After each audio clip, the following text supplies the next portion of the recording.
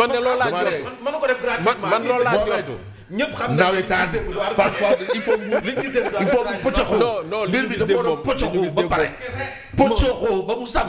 ñun ñaata carton lañu jël. mais waaw nawetaan bi. et puis Pape Thiaw booy ñaari tali la. c'est ça. waaw yow doo ñëw fi booy ñaari tali di ko. waaw tey de ñaari tali. distribué comme Pape mu ko neexee. Pape Thiaw waa GIA la waa GIA la. L'arbitre a été très généreux en carton notamment contre le Sénégal d'ailleurs et loolu moom. mais moom kay rempli de contrat. yàlla peut-être dafa doon soxla reliquat. waaye rempli de contrat boobu normal waaye ya. dafa am solo gis nga équipe africaine il faut que ñu xam ne. lii dóor Sénégal nekkatul stade bu fees. c'est ça mais yow qualification coupe du monde yi nii. mais lan lañ dajul Congo. mais Congo stade bu fees daal nga ñëw ñu dóor la 2-0. nga ñëw def remontada. stade bu waay. à la deuxième mi-temps. discours.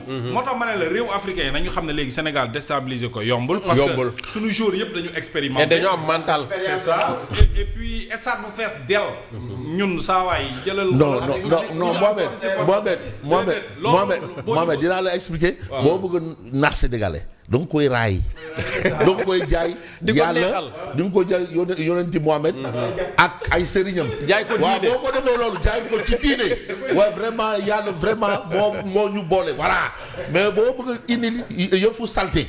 waaw foofu nga xam ne yëfu salté. c'est ça qu'ils ont voulu faire. déstabilisation. non. mais bu ñu ñëwaatee sur le système de jeu. c'est vrai que le Sénégal s'est très bien adapté à ce que li Maroc indi. mais benn instant on a est-ce qu'on n'a pas l'impression que Krépin Diatta a un peu manqué. waaw. mais bien sûr kon sinon mel du kii. waaw malade à la dernière minute xaw ma xonjom la xaw ma mbiru kër docteur. mais en tout cas pour man Krépin xaw na ci manqué. waaw. bon aw ma ci. ils sont toujours à l'hôpital ci information yu mujj jot. maintenant la victoire est belle waaye. oui mais bon on analyse un peu. mais wax dëgg yàlla Krépin moom démb absence am. non Krépin. mais vous savez en quoi je vois Krépin Diatta. Krépin Diatta me rappelle beaucoup Ferdinand Coly. oui. xam nga la particularité de Ferdinand Coly c'était quoi. ci kaw rek. ci kaw rek waaw voilà. c'est ça puis c'est toujours devant. et j'ai senti que parce que on a nos systèmes am na système bu xamante ni c'est propre aux Sénégalais. c'est-à-dire dans l'histoire même les grands latéraux tu as eu les Adolphe Mendy. tu as eu des gars Ali Mal. Pape Fall. ça a toujours existé. c'est que c'est un système de moo tax mu wax la booy. même Pape Fall moo sant. voilà Pape Fall. moo sant Thierno Youm sama mbokkum tëngeet bi. donc voilà quoi c'est ça quoi. donc c'est que il a manqué et c'est normal. et aussi il faut saluer le mérite du staff qui a pu un temps soit peu compenser.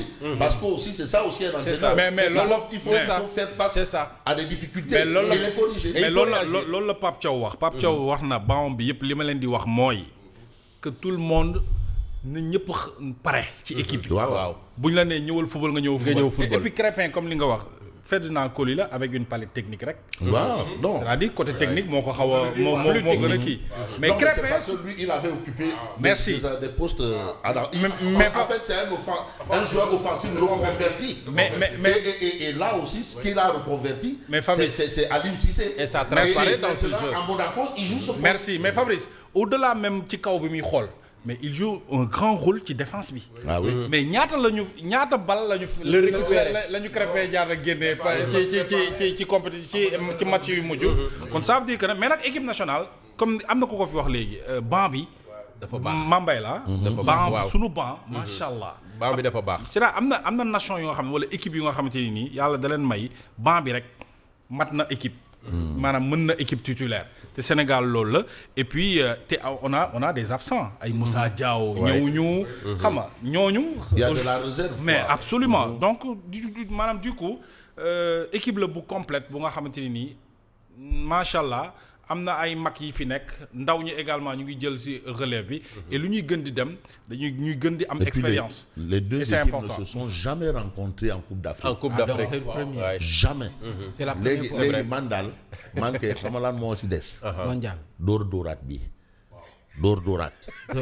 dóor-dóoraat. ñeex-ñeexaat. d'accord. dóor-dóoraat tey France moom dóor-dóoraat. non France du yomb. non dóor-dóoraat. non boobu dañ koy assurer. non dóor-dóoraat man gëm naa ne dañ koy assurer. non waaw. France moom. non dóor-dóoraat. ñooy ñëwaat. ndeysaan Abdoulaye Wade keroog bu nekk donc vous avez déjà gagné la coupe du monde pour le Sénégal maintenant restez pour l'Afrique. Comme vous avez déjà gagné la coupe du monde du Sénégal. Oui. Maintenant vous pouvez rester maintenant jouer pour l'Afrique. La coupe du monde vous l'avez déjà gagné. Aussi, ah bon, oui. voilà vraiment football là aussi. Il faut maintenant qu'on revienne à nos fondamentaux.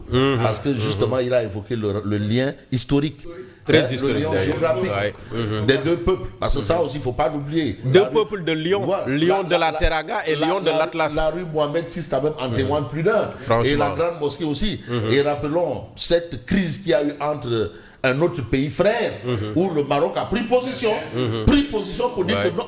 Et Manu Militari a pris position pour dire non, là on rentre dedans.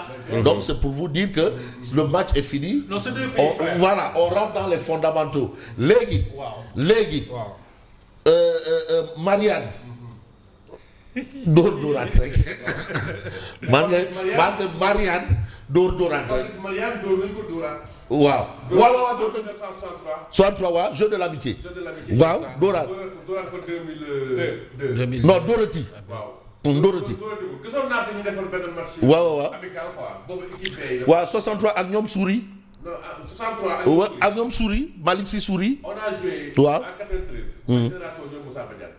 pour France équipe bee la andi ñu match nul fii. waaw génération ñoom Moussa Badiane voilà léegi après ñu dóoraat leen 2002. bon léegi coupe du monde. il faut ñu dóoraat. il faut ñu dóoraat leen. waaw coupe du monde loolu moom il faut mu am. te puis coupe du monde mën nañ ci am yaakaar ak ni ñu gis nii. non mais une équipe qui bat le Brésil. une équipe qui bat l'Angleterre. Attends mais c'est-à-dire les gens n'ont pas encore vu réellement au plan ñoom dañu parfois il y en a qui ne voient que les joueurs. mais la capacité tactique et technique. mais c'est ce qui fait la force du Sénégal. physique. loolu la. booy dañuy pare. c'est-à-dire bu ñu tase ak yow c'est que yaa ko tere neex.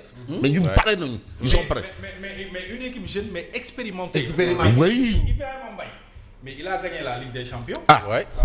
Paris Ouais, Saint-Germain. ouais, avec le PSG. Boy ay ndaw lañ.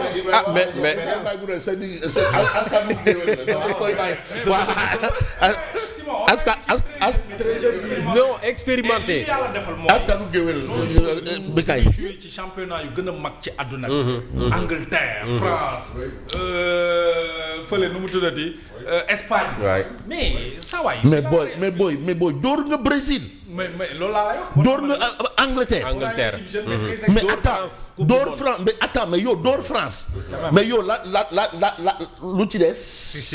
comme El Hadji Dodo. Si la régie peut nous permettre d'avoir El Malick Diouf mi nga xam ne démb également il s'est distingué sur le terrain ndax daa ndeysaan bi coup de sifflet bi jeexee moom dafa dem ci supporters yi di leen féliciter.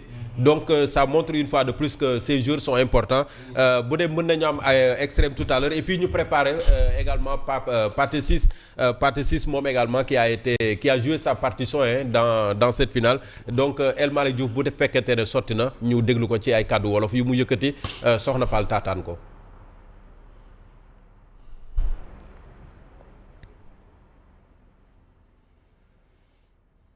wala jàppandeegul.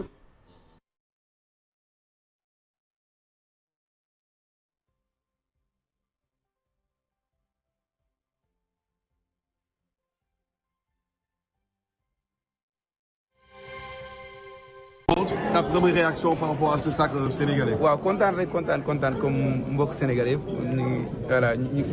ñu ngi jàpp ñu ngi wax ñëpp daal merci daal gis nañu ñaan yeeg voilà gis nañu ñoom nuñ ko bëggee que ñun sax daanaka ñoom dañuy won ni sax ñoom ñoo ñu ko gën a bëgg et que suñu borom defal nañu ko gagné nañu alhamdulilah. gis nañ la ba ngeen amee ndam li nga dem directement ci supporters yi ak li coow bi amoon lan moo waroon li mel. waaw parce que amoon ay polémique yu bëri affaire de ticket boo xoolee ñu si bëri boo xoolee daanaka bu ñu doon joué Tanger da ngay gis ni da ngay jàpp ne sax suñu dëkk lañ ne te alors que ba ñëwee fi tamit da ngay gis ni def nañ mobilisation ñëw supporter ñu donc ñoom tamit si lañ bokk moo tax bañ a gagné si ñoom rek nga mën a dem féetoog ñoom ñoom ñu gën yëg si seen bopp daal. jërëjëf merci beaucoup. merci encore. moom lañ doon discuter léegi. te d'ailleurs un jeune hein, vraiment très jeune mais très responsable. non vraiment man day daw sama yaram. ndax lan El Malick moom man dama ko fekk moom xamoon na Alaaji Malick. da nga ko akimoo rek téye ko. mooy jëw akimoo téye ko dama ko gëm daal. moom après les matchs mi ngi ci daayira yi ci kuréel yi. ci xasida yi ndeysaan un peu à l'image de Sadio Mané. parce que Sadio Mané également il était voilà. mais Fabrice mi ngi wax lu am solo sànq. gis nga bu Salah footballul. waaw contre Égypte El Hadj Malick Diouf la. moom moo tax il la ko def même Diaz ak Hakimi. il l'a cadenassé. am nañu jafe-jafe ak moom. donc c'est un jeune très talentueux. moom itam macha allah qui a de l'expérience parce que fi muy jouer également. foofu it en Angleterre. maanaam coono du fa dañ ko respecté quoi. waaw non mais bien sûr et puis premier match bi footballul parce que bon. dafa amoon carton je sais pas quelque chose comme ça. ñu jël ci Jacobs mais Jacobs dañ ko dugal moom mooy ñëw derrière El Hadj Malick mais Jacobs dañ ko dugal moom itam. comme li ñu doon wax léegi rek. mu def différence. c'est vrai deuxième match mu football. mais après El Malick s'est senti un peu frustré mais après ba mu ñëwaatee. tu as vu que ne ku xiifoon affaire yi. et puis compétition bi nii la doon def ci kaw ak ci suuf. da doon yéeg da doon wàcc. et puis loolu aussi loolu la ñuy xaar ci joueur mooy révélation bi. ouais.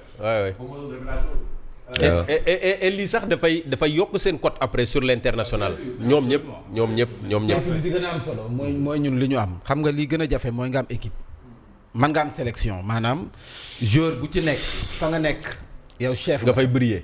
mais terewul bu ñu dajee fi nga xam ne mooy équipe nationale. du ngeen doo am équipe sélection rek nga am maanaam am Ndiaye andi Diop bi la mayonnaise bi war a jël forme du jël forme mais li ñu gis ñun. mooy du ñu am une équipe bi nga xam ne symbiose baa ngi fii mayonnaise bi jàpp na ce qui veut dire que yow ku si nekk yow boo yoree bal xam nga keneen ki fi mu positionné wu.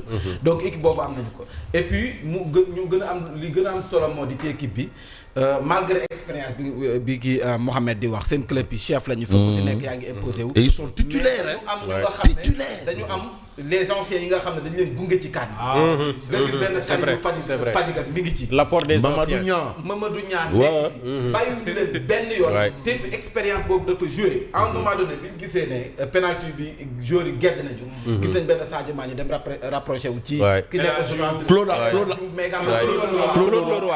Claude Leroy Mamadou Niang dem rapproché wu si ñoom certainement am na conseil bi ñu ko jox. mais bien sûr mu insister pour joueurs yi ñëwaat loolu dafa boobu de ma bay maa ngi ñaan dama sukk di ñaan ma ne Edouard Mendy yàlla jàpp penalty bi Edouard Mendy yàlla jàpp penalty dama sukk ci kanamu écran bi